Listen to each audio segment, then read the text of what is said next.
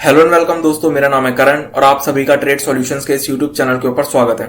तो चलिए अब हम बात करते हैं निफ्टी बैंक निफ्टी के मार्केट एनालिसिस के बारे में और ये देखते हैं कि कल को लेकर हमें इन दोनों के अंदर किस तरीके से प्लानिंग करके चलनी चाहिए। सबसे पहले हम बात करते हैं निफ्टी के बारे में। पिछली मार्केट एनालिसिस की वीडियो में मैंने आप लोगों को निफ्टी के अंदर क्या बताया था कि हमें निफ्टी के चार्ट के ऊपर एक ट्रेंड लाइन देखने को मिल रही है जो कि ये थी, और मैंने आप लोगों को बोला था कि जब तक इस ट्रेंड लाइन के ऊपर हमें एक कैंडल की क्लोजिंग देखने को नहीं मिलती तब तक हम निफ्टी के अंदर कोई भी लॉन्ग पोजीशन बिल्डअप नहीं करेंगे, और अगर इसके ऊपर एक कैंडल की क्लोजिंग देखने को मिलती है तो हम निफ्टी के अंदर लॉन्ग पोजीशन बिल्डअप कर सकते हैं, जिसमें कि मैंने आप लोगों को टारगेट्स बताए थे। सबसे पहले ये स्विंग लेवल्स जो कि हमारे सामने लगभग 17,275 के लेवल्स थे। देन उसके बाद मैंने आप लोगों को जो टारगेट्स बताए थे वो ये स्विंग लेवल्स थे जो कि लगभग 17,350 के लेवल्स थे। शॉर्ट साइड मैंने आप लोगों को क्या बोला था कि अगर निफ्टी इसी रेंज के अंदर कहीं पर भी ओपन होता है या फिर इस ट्रेंड लाइन के पास कोई भी एक नेगेटिव कैंडल शो करता है, दोनों ही केसेस में हम क्या कर सकते हैं, शॉर्ट पोजीशन बिल्डअप कर सकते हैं। जिसमें कि मैंने आप लोगों को सबसे पहले जो टारगेट्स बताए थे वो थे ये स्विंग लेवल्स जो कि हमारे सामने लगभग 16,960 के निकल कर आते हैं, और अगर ये स्विंग लेवल भी ब्रेक होता है तो मैंने आप लोगों को बोला था कि ये जो कंसोलिडेशन हमें देखने को मिल रही है इस कंसोलिडेशन के लोअर लेवल तक हमें निफ्टी आते हुए देखने को मिल सकता है। अब आज के ट्रेडिंग सेशन में हमें निफ्टी के अंदर ऑलमोस्ट फ्लैट ओपनिंग देखने को मिली, लेकिन पहले 15 मिनट के अंदर हमें निफ्टी में एक शार्प सेलिंग देखने को मिली, और ये सेलिंग प्रेशर हमें कंटिन्यू भी देखने को मिला। और इस सेलिंग प्रेशर के चलते यहाँ ये जो हमें गैप देखने को मिल रहे हैं ये गैप भी हमें फिल होते हुए देखने को मिला, और ऑलमोस्ट इसी स्विंग लेवल के पास निफ्टी ने आज के ट्रेडिंग सेशन में डबल बॉटम बनाया। और जैसे ही हमें निफ्टी के चार्ट के ऊपर इस डबल बॉटम का ब्रेकआउट देखने को मिला तो सेकंड हाफ में हमें निफ्टी के अंदर एक शार्प रिकवरी देखने को मिली,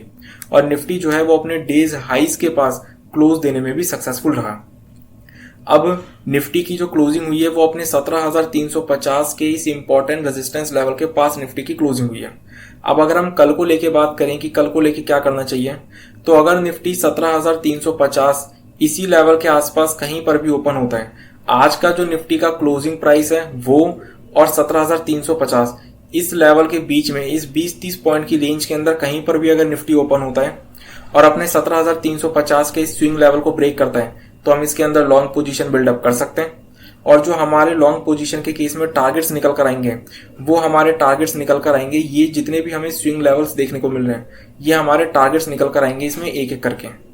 अब क्योंकि ये जो स्विंग लेवल्स हैं ये एक रेजिस्टेंस की तरह हमारे लिए काम करेंगे निफ्टी के ऊपर,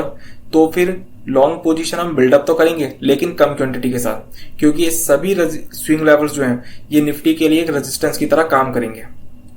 तो इसलिए निफ्टी के अंदर लॉन्ग पोजीशन बिल्डअप तो हम कर सकते हैं लेकिन कम क्वांटिटी के साथ अग्रेसिवली नहीं।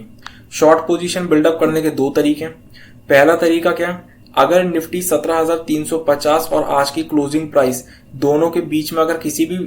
लेवल पर ओपन होता है और कोई भी एक नेगेटिव कैंडल या नेगेटिव प्राइस एक्शन शो करता है तो हम क्या कर सकते हैं, यहां पर भी निफ्टी के अंदर शॉर्ट पोजीशन बिल्डअप कर सकते हैं, जिसमें कि हमारे सबसे पहले टारगेट्स हो जाएंगे ये स्विंग के लेवल्स जो कि हमारे सामने लगभग 17,230 के लेवल्स निकल कर आते हैं। और अगर ये लेवल्स भी ब्रेक होते हैं तो ये जो डबल बॉटम के लेवल्स देखने को मिल रहे हैं लगभग 17,000 के, यहां तक भी फिर हमें निफ्टी आते हुए देखने को मिल सकता है। दूसरा तरीका शॉर्ट पोजीशन बिल्डअप करने का क्या है,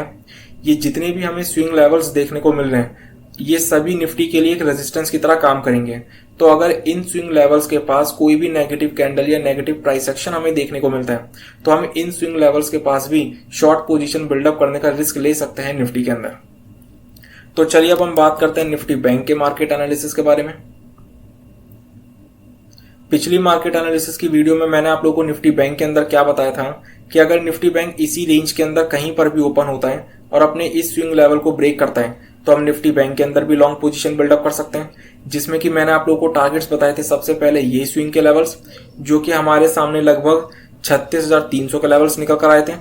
और अगर ये स्विंग का लेवल ब्रेक होता है तो मैंने आप लोगों को ये जो स्विंग लेवल देखने को मिल रहे हैं लगभग 36,600 का, ये मैंने आप लोगों को टारगेट्स बताए थे। शॉर्ट साइड मैंने आप लोगों को क्या बोला था कि अगर निफ्टी बैंक इसी रेंज के अंदर कहीं पर भी ओपन होकर इस डबल बॉटम के लेवल को ब्रेक करता है तो हम क्या कर सकते हैं, इसके अंदर शॉर्ट पोजीशन भी बिल्डअप कर सकते हैं, जिसमें कि मैंने आप लोगों को सबसे पहले ये स्विंग लेवल के टारगेट्स बताए थे जो कि हमारे सामने लगभग 35,700 के लेवल्स निकल कर आए थे।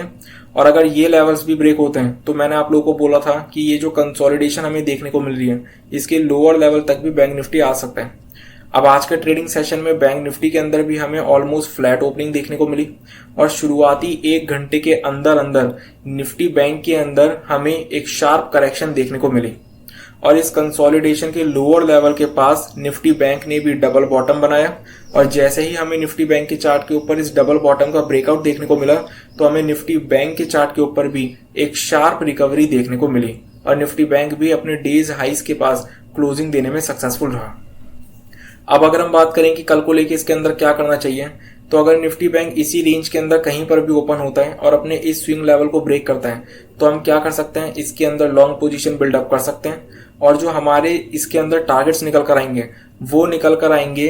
36,600 से 36,700। ये जो हमें 100 पॉइंट की रेंज देखने को मिल रही है, ये 100 पॉइंट की रेजिस्टेंस जोन तक हमें निफ्टी बैंक के अंदर टारगेट्स देखने को मिल सकते हैं। और अगर ये 100 पॉइंट की रेजिस्टेंस जोन हमें ब्रेक होते हुए देखने को मिल जाती है तो ये जो हमें गैप देखने को मिल रहा है ये गैप भी फिर हमें फिल होते हुए देखने को मिल सकता है।